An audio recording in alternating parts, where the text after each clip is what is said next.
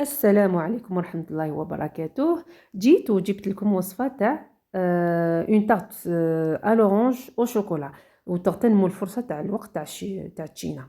ناخدو حبة تشينا، نسنحوا لها اللوزاز تاعها ونقشروها ونحطوها في الطاس تاع الميكسور ونرحوها. وفي طاوة نجيبو كاس، نص كاس سكر وكاس تاع ماء، ونزيدو ونجيبو حبة تشينا واحدة أخرى. اختار نستعملو في هاد لاطارت زوج حبات تاع تشينا. نكون التشينا الثانيه ما نحولهاش لوزاز، نقطعوها دوائر كما راكم تشوفوا ونحطوها على النار تبدا تغلي. نحسب لها 10 دقائق. في ريسيبيون حطي 3 حبات بيض ورقرصه ملح وكاس غير ربع تاع السكر. نخلطوهم بيان حتى يولي الميلونج تاعك بيض. خلطي بيان ومن بعد نزيدوا له نص كاس تاع الزيت ونديروه بالتدريج وميم طون راكي تخلطي مليح. ونكونوا موجدين هذاك الكاس تاع التشينا اللي رحيناه تزيديه ثاني تخلطي مليح. العصير تاع التشينا ما تصفيش، ديريه بيور كما وريت لكم في بدايه الفيديو. ونزيدو نديرو كاس تاع فرينه، زوج مغارف تاع كاكاو ماذا بك تغربليها، ونزيدو زوج باكيات تاع لا لوفور شيميك ونخلطو. ونكونوا موجدين الكاس الثاني تاع الفرينه ونخلطو شويه بشويه.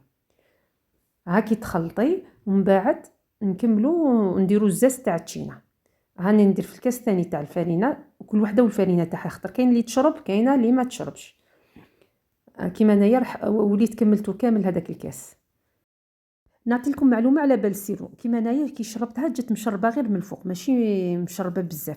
بصح اللي تكون حابه لا طاقه تاعها تكون مشربه بزاف، تضاعف كميه تاع الشربات. ديري كاس تاع سكر، زوج كيسان تاع ماء، وتشربي بها المسكوتشو تاعك. كيما انايا نقول لكم خرجت لي غير مشربه غير شويه، ماشي هذيك اللي تجي طايحه بزاف.